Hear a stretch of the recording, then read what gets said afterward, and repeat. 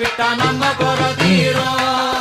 அம்மனுக்கு விரதம் ஆதி முதல் இன்று வரை வழக்கம். அம்மனுக்கு விரதம் ஆதி முதல் இன்று வரை வழக்கம். சமயபுரத்தில் நம்மை வாழ வைக்க மாறியும் விரதம் கொண்டாளே மாறி அம்மன் அலங்காரம் தினம் தினம் காண வரம் வேணும்.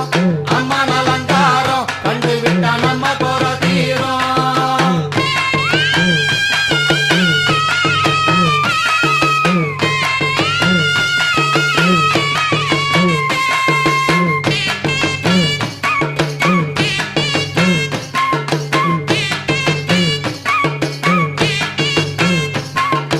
ஜாதி என்ன ஜாதி அம்மனுக்கு அன்பு ஒன்றே நீதி.